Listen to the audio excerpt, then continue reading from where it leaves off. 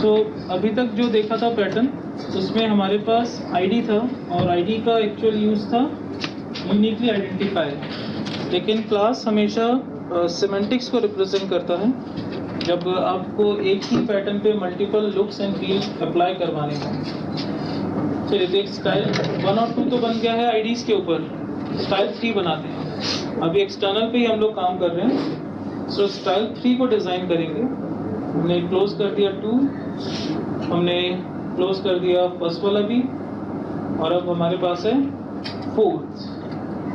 हमने ओपन किया file, new CSS option, और सेव कर दिया as a style 3।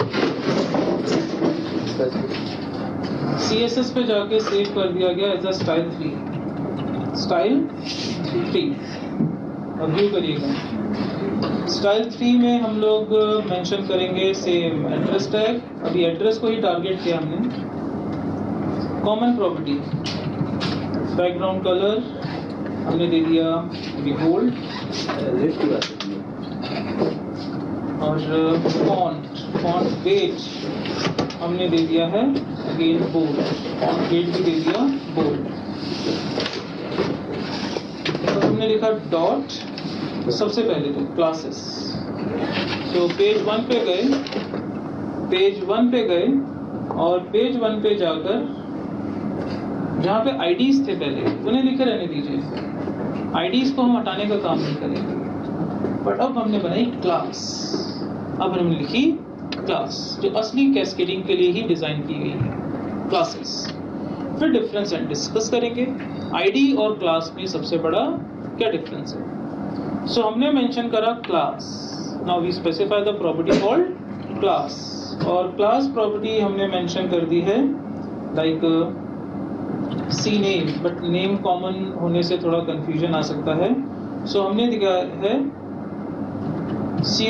CMP and the name, CMP name.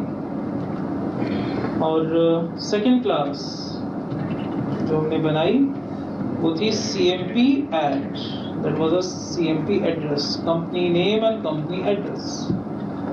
CMP name and CMP add, company name and company address, 2 classes हमने बना दी। अब इन दोनों क्लासेस को हम या फिर इस तरह से भी मेंशन कर सकते हैं, जैसे कंफ्यूजन हो सकता है CMP नेम। क्लास को लाइक आपने दे दिया है, या आई थिंक ये ज़्यादा बेटर रहेगा, थीम 1, और दूसरी क्लास का नाम रखा है थीम 2, थीम 1 एंड थीम 2। हमने इनको कंपनी नेम, कंपनी एड्रेस से एसोसिएट नहीं किया। हमने नेमिंग करते वक्त मेंशन कर दिया है थीम। हमने इनको थीम्स प्रोवाइड करवाई हैं, क्लासेस विद थीम डिक्लेरेशन। इसको सेव किया गया as a theme declaration, class with a theme, class with a theme. इनको थीम डिक्लेरेशन के थ्रू प्रेजेंट किया है हमने। अब हम बढ़ते हैं CSS 3 की तरफ, और जाहिर सी बात है HREF किससे जुड़ेगा, 3 से कनेक्ट होगा। देन अब नेक्स्ट एग्जांपल देखेंगे मल्टीपल लिंक्स, क्योंकि अभी याद है फेसबुक पे देखा था एक से ज़्यादा CSS जुड़ी हुई थी, तो ऐसा भी होगा। ऐसा नहीं कि एक ही CSS के अंदर पूरा लिखा जाए, डिफरेंट CSS बनती है। लाइक हेडर CSS, जिसमें पेज के हेडर से रिलेटेड स्टाइल शीट लिखेंगे। फुटर CSS, जिसमें पेज के फुटर से रिलेटेड स्टाइल शीट लिखी जाएगी। मेन्यू CSS, जिसमें मेन्यू से रिलेटेड स्टाइल शीट लिखेंगे, ताकि एक प्रोग्रामर जब मेन्यू की CSS पे काम कर रहा है तो उसे वरिड होने की ज़रूरत नहीं है कि कहीं वो CSS हेड या फुटर के टैग को तो मैच नहीं कर रही है। जब वो काम कर रहा है तो वो पूरी तरह से मेन्यू CSS पे ही काम करेगा, कोलिजन्स के इशू की तरफ नहीं प्रॉब्लम जाएगी। फिलहाल we have a theme 1 and theme 2। तो क्लास बनाने के लिए लिखा जाता है डॉट साइन, क्लास बनाने के लिए लिखा जाता है डॉट। ये डॉट यूज किया जाता है for class. Dot theme and curly bracket, theme 1 and dot theme 2। ये हो गए 2 क्लासेस, ये हो गई 2 थीम्स।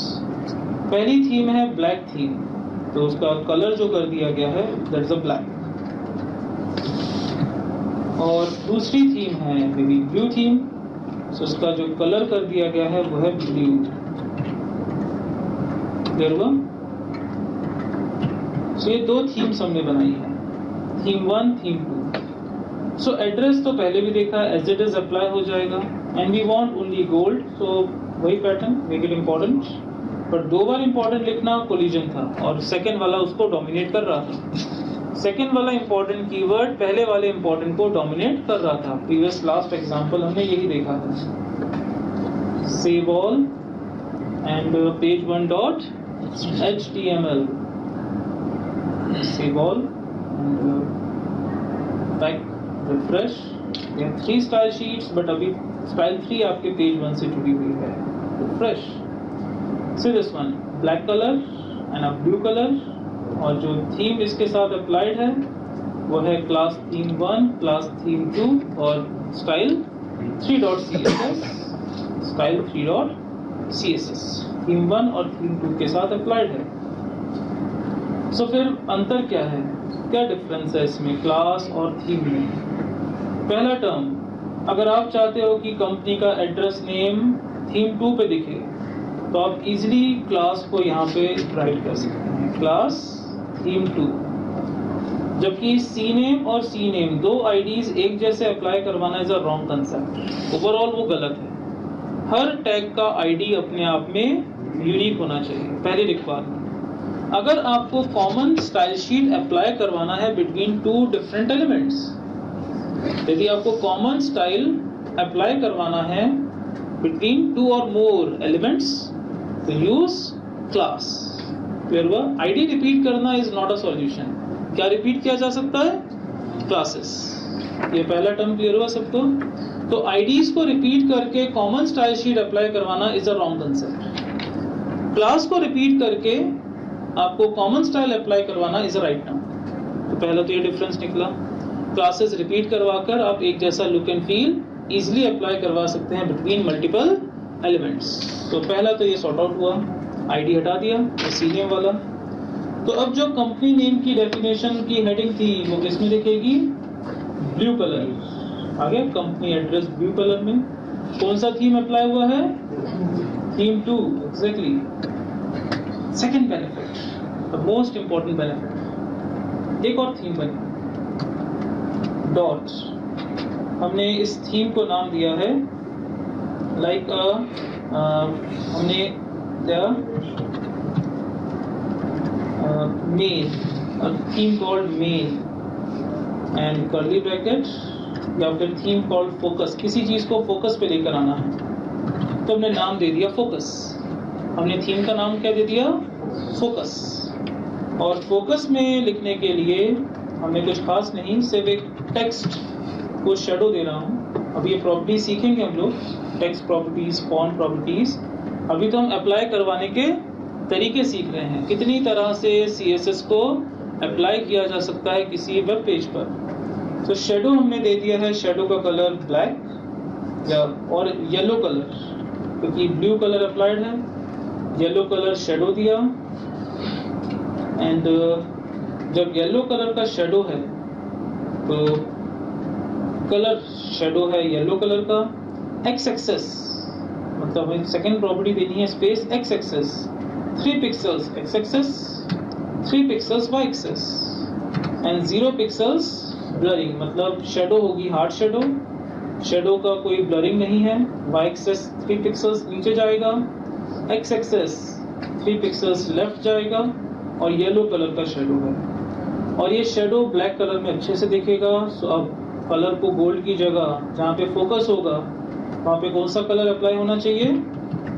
Background colour black. और हमने सीख ही लिया था, मेक इट इंपॉर्टेंट, मतलब for the focus background is going to be black. और ये इंपॉर्टेंट लिख दिया गया है, for focus class, for a class called focus. अब इसमें से एड्रेस नेम को या एड्रेस को किसको फोकस में लाना है? मैं भी डिस्कस किया, नेम को फोकस में लाना है। थीम 1 अप्लाइड है, पुट स्पेस एंड से फोकस। मल्टी क्लासेस, ये है क्लासेस का बेनिफिट। एक से ज्यादा क्लासेस मिलकर एक कॉमन स्टाइल शीट में अप्लाई की जा सकती हैं। क्लियर हुआ? क्लासेस एक से ज्यादा लिखी जा सकती हैं। थीम 1 भी अप्लाई होगा, स्पेस फोकस भी अप्लाई होगा, लेकिन आईडीज 2 नहीं हो सकते थे। क्लासेस एक से ज़्यादा अप्लाई हो सकती हैं और बनाई ही जाती हैं फॉर मल्टीपल अप्लाई करवाने के लिए, लेकिन जो आईडी है वो केवल एक ही आ सकता है, 2 आईडीज नहीं आएंगे ऐसे में। तो सेव किया गया and refresh, see this one. अब जाहिर सी बात है वो फोकस की वजह से शेडो पता नहीं कैसा बन के रेडी हो गया। जूम करें कि कैसा शेडो आया है। एग्जैक्टली ये शेडो आया है तो काफी ओवरलैप भी कर रहा है, दिख रहा है सबको?